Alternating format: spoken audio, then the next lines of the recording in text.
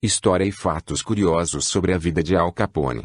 Quando o assunto é a máfia, um dos grandes nomes que vem à cabeça é Alphonse Gabriel Capone, mais conhecido como Al Capone, o maior gangster dos Estados Unidos. Sua história foi contada em dezenas de filmes de ficção, programas de televisão, livros e outros meios de comunicação. É uma coleção impressionante para um homem, cujo sucesso e sua vida foram relativamente breve.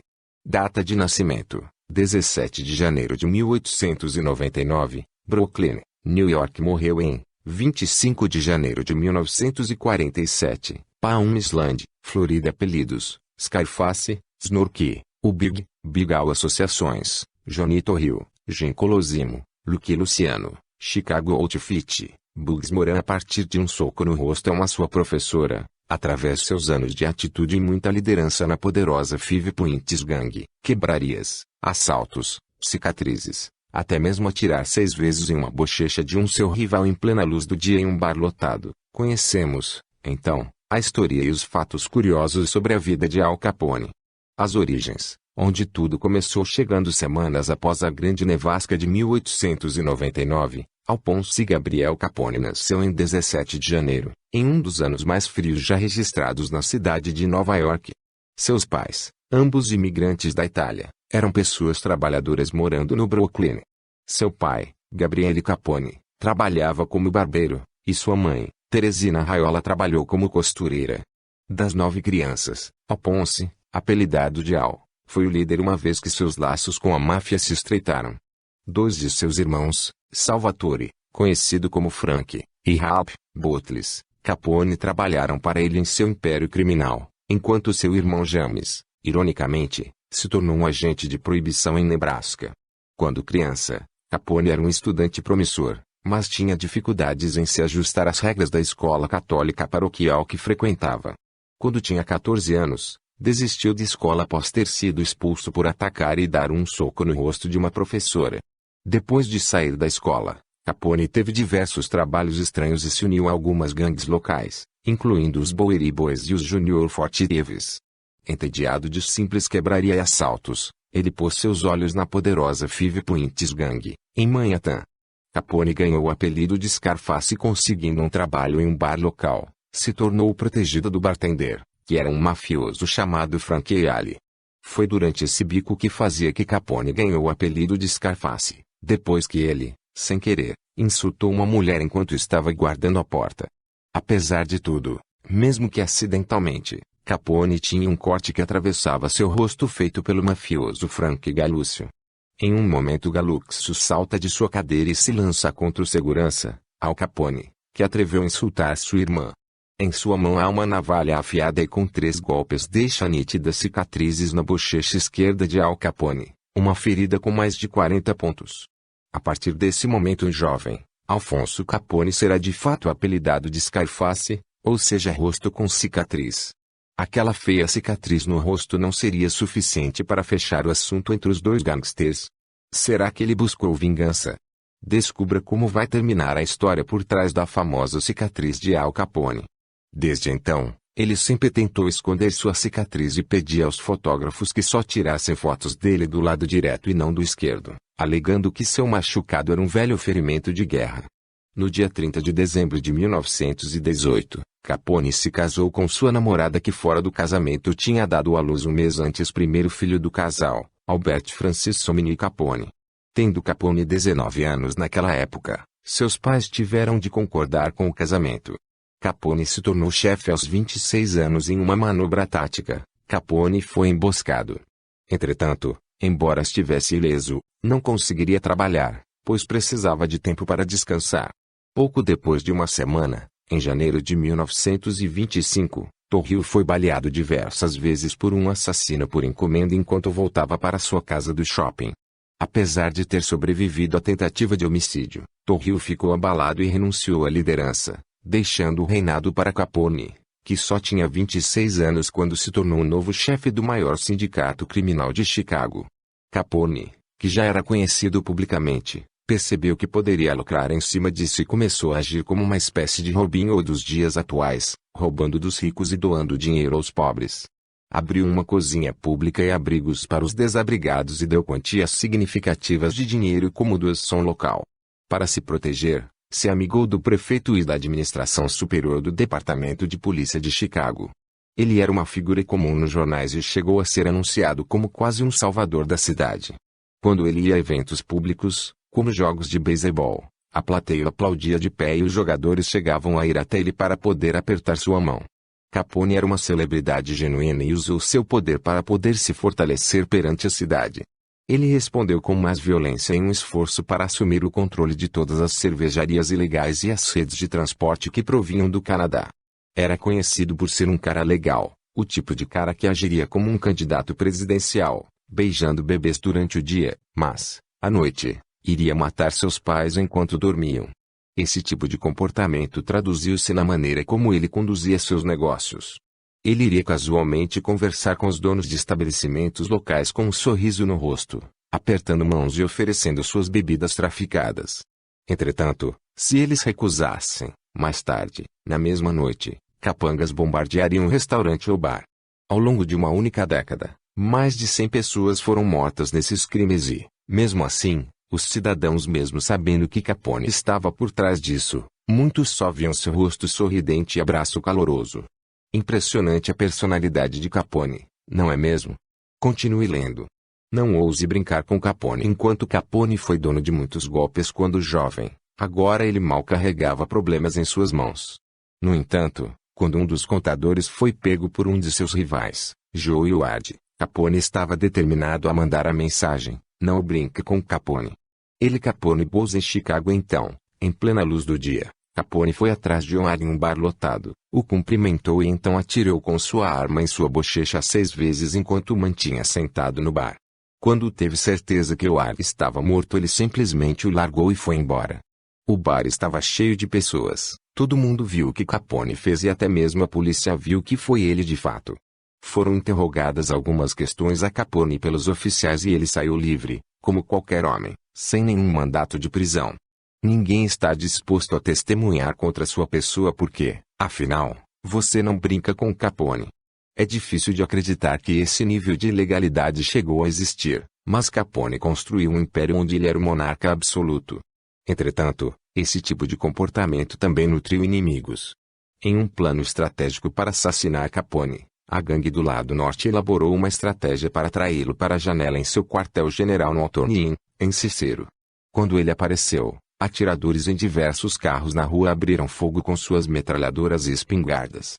De alguma forma, apesar do caos em massa, Capone sobreviveu com alguns arranhões. Calculou, violentamente, em distrair o ex-dono dessa façanha, oferecendo uma trégua que só duraria 3 semanas, quando ele matou o ex no mesmo lugar onde mataram Dean Albanion alguns anos antes. Capone pode não estar mais entre nós, mas com certeza deixou um grande legado para muitos seguidores e, de certa forma, é tratado como uma inspiração para muita gente que almeja poder nos dias de hoje, que levam como lema pessoal: não brinque comigo. O estilo Al Capone. E Al Capone foi um dos gangsters que fizeram história na década de 1920. Literalmente, foi responsável em liderar, de forma irreverente, com ternos de luxo e liderança admirável. A moda. Muitas são as fotos onde podemos apreciar a moda de Capone: ternos listrados, chapéus tipo fedora e cigarro na boca, são todos elementos únicos que caracterizam seu vestuário. King Capone foi o primeiro suageiro entre os gangsters de todos os tempos. Estilo gangster e máfia. Al Capone. Apesar de hoje, o termo swag ser usado para simbolizar o estilo da moda mais recente, se formos olhar no dicionário sobre o significado dessa palavra, descobriremos que a primeira definição é aquela de ganhos ou grande quantidade de dinheiro. Tudo a ver com o Al Capone, não acha? O que podemos aprender com o estilo gangster de Al Capone? O carro. Quando você é o maior gangster durante a proibição na década de 20 e 30 em Chicago, você precisa tomar algumas precauções para se proteger de policiais e colegas criminosos que querem derrubá-lo fora de seu trono. Conhecida como Al Capone Cadillac, era o mais famoso de seus carros. O Cadillac de Capone é um 1928 Tall Sedan 5.6 V8, e foi pensado para ser um dos primeiros carros a implementar armadura corporal e vidro à prova de balas. Cadillac, carro de Al Capone. O carro ainda tem um mito urbano que o rodeia, supostamente F.D. Roosevelt, Presidente americano 1933 a 1945, usou o carro depois de Capone ser preso. Os serviços secretos precisavam de um carro seguro para proteger o presidente Roosevelt, e o Cadillac de Al Capone tinha a armadura que eles precisavam. Será que Al Capone e presidente dos Estados Unidos dividiram o mesmo Cadillac blindado? A mansão em Miami certamente. O gangster número 1 dos Estados Unidos não poupou cuidado com os detalhes de sua casa em 93 Palm Avenue, ainda hoje, uma propriedade de luxo refinado, de mais de 3.000 metros quadrados. Al Capone Mansão em Miami construída e decorada em mármore branco, uma enorme piscina exterior, pisos de madeira e tudo que você pode esperar de uma casa de campo milionária em Miami. Um marco da época da lei seca. A mansão de Capone é ainda uma das propriedades mais conhecidas e admiradas em toda Miami. Explora a incrível mansão de Al Capone em Miami. O massacre de São Valentim e esta corrupção na política de Chicago continuou até 14 de fevereiro de 1929, Dia dos Namorados nos Estados Unidos. No Brasil é comemorado em 12 de junho. Capone, com a intenção de livrar a cidade da gangue do lado norte, ordenou um assassinato para Bugs Moran, o único membro sobrevivente da liderança inicial.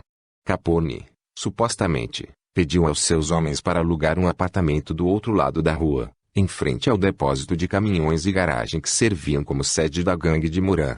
O espaço foi usado para realizar a vigilância de Moran e seus capangas. Na manhã do dia 14 de fevereiro, vigias de Capone deram o sinal e pistoleiros disfarçados de policiais uniformizados invadiram o edifício de Moran. Os falsos policiais alinharam os 7 homens no armazém ao longo de uma parede alegando que eles estavam realizando uma incursão devidamente autorizada das instalações. Ainda se alinhando como mandado, Moran e os seus homens foram mortos por atiradores armados com metralhadoras que entraram por trás, sem que eles pudessem ver. Saiba como Al Capone embalou seu presente para o Dia dos Namorados. Quase que imediatamente, fotos das vítimas mortas vazaram para a imprensa e Capone foi responsabilizado pelo massacre, pondo fim à sua reputação pública previamente estelar. Dentro de dias, foi convocado para depor perante um grande júri sobre violações da lei da proibição federal, mas ele se recusou, alegando que estava doente e não podia sair de sua casa em Miami. Eliot Ness vê Al Capone sabendo que ele não podia fugir da intimação por muito tempo. Ele testemunhou a um grande júri em 27 de março de 1929. Quando deixou a sala do tribunal, foi preso por agentes do FBI que o esperavam, sob acusação de desacato ao tribunal por fingir estar doente para evitar o seu aparecimento mais cedo. Eliot Ness, uma equipe de agentes federais conhecidos como os Intocáveis e liderados por Eliot Ness, da Agência do Tesouro do ZEUA, foram encarregados de derrubar Capone e seu sindicato. Quando Capone foi condenado em maio daquele ano para ganhar tempo, Ness e sua equipe aumentaram a investigação sobre ele quando ficou atrás das grades. Apenas uma semana depois de sua libertação da prisão, em março de 1930, Capone foi listado como inimigo público número 1 pela Comissão de Criminalidade de Chicago. Com a aplicação da lei no seu encalço e Eliot Ness recusando-se a recuar, Capone foi preso menos de um mês depois sob acusações de vadiagem, quando ele tentou visitar seu retiro na Flórida. O governador, já avisado acerca de Capone, ordenou xerifes para expulsá-lo da cidade. Seguindo o exemplo, um juiz de Chicago com desejos políticos emitiu um mandado para Capone e mandou prendê-lo em setembro sob as mesmas acusações. Usando disso e de sua afiliação com o atual prefeito Thompson, o juiz usou a publicidade para correr contra Thompson na primária republicana.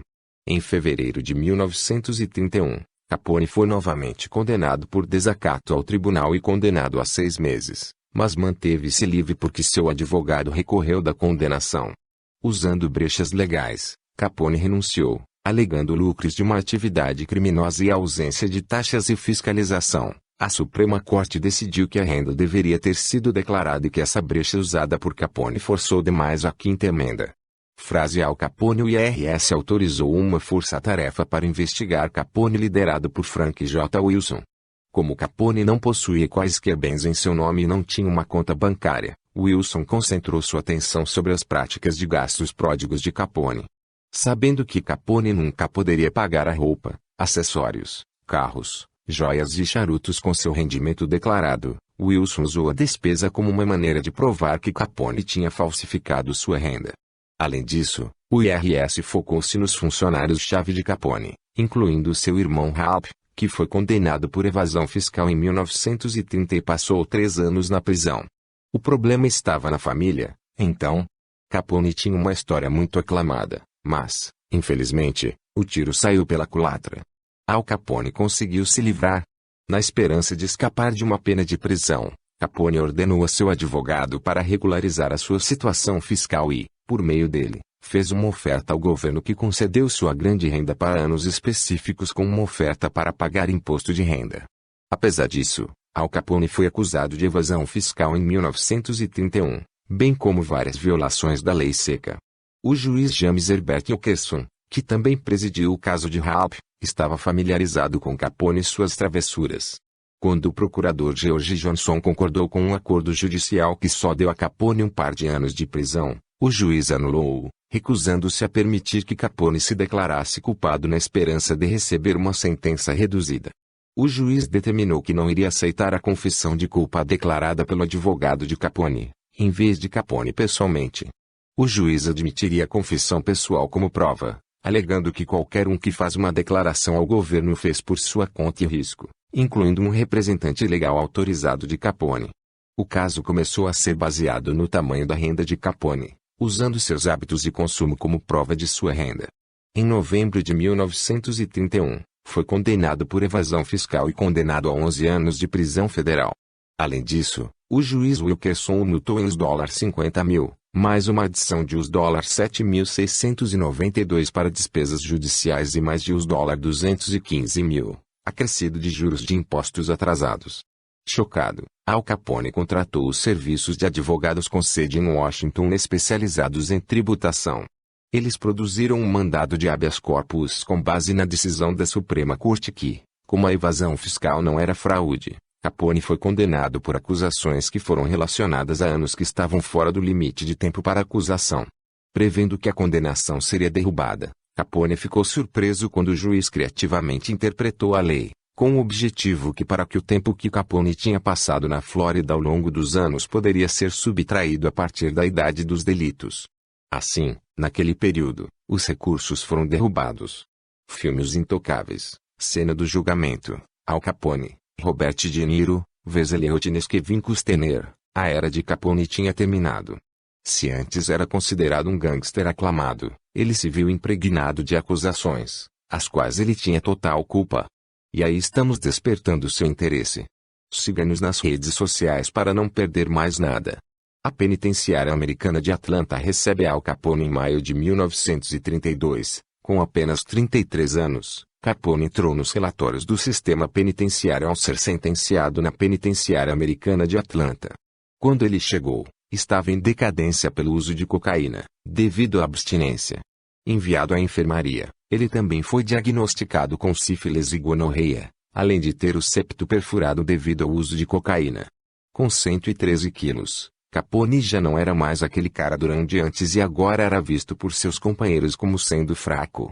Para sua sorte, seu companheiro de cela era um ex-funcionário dele, chamado Ray Rudinsky, que ficou com pena de Al Capone e se tornou seu protetor no local. Outros prisioneiros começaram a pensar que Capone estava recebendo alguma espécie de tratamento especial e, para sua própria segurando, foi transferido para a recém-aberta, e prestes a se tornar infame, Penitenciária Federal de Alcatraz.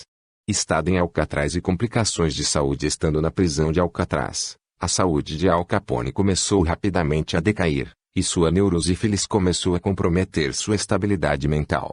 Já no último ano de sua sentença, ele passou a maioria de seu tempo na enfermaria da prisão, confuso e mentalmente instável. No dia 6 de janeiro de 1939, Capone foi solto de Alcatraz e transferido para a Instituição Federal de Correção em Terminal Island para cumprir sua pena por desrespeito ao tribunal. Ele ganhou liberdade condicional no final do mesmo ano em 16 de novembro. Assista o vídeo abaixo, e visite a cela de Al Capone em Alcatraz. Ainda fraco e atormentado pela doença, Capone foi encaminhado para o Hospital Johns Hopkins em Baltimore, pois eram especializados no tratamento de paralisia, causada pelo estágio final da sífilis. Entretanto, após sua chegada, a administração do hospital se recusou a tratá-lo devido à sua reputação, e ele foi barrado de usar as instalações do local. O Union Memorial Hospital acolheu e começou a cuidar dele. Agradecido pela sua compaixão e ajuda, Capone doou 2 cerejeiras choronas japonesas para o hospital. Depois de algumas semanas de tratamento, Capone, ainda muito doente, deixou Baltimore em março de 1940 e foi para Palm Island, na Flórida. Os últimos momentos de Al Capone, a doença havia chegado a um estágio bem avançado em Capone, tanto que os doutores alegaram, em 1946, que ele tinha uma capacidade mental equivalente à de uma criança de 12 anos. Capone passou os últimos dias de sua vida isolado em seu retiro na Flórida.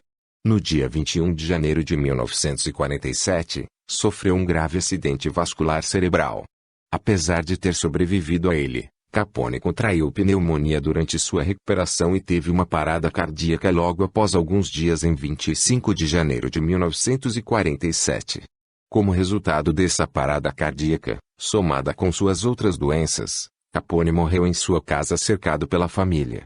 Ele foi enterrado no cemitério de Monte Carmel na cidade de Uside, em Illinois. Veja também, 10 mitos que você provavelmente não sabe sobre Al Capone. Al Capone morreu rico. As pessoas tendem a esquecer de que a maioria do dinheiro gerado pela gangue pertencia à gangue. Al pegou sua parte e a gastou o mais rápido que pôde. O resto foi distribuído entre a gangue. Outras verbas foram de fianças pagas à polícia, juízes, vereadores, advogados. O dinheiro também foi usado para o refinamento de equipamentos, caminhões, etc. Os negócios de Al Capone tinham despesas extremamente altas.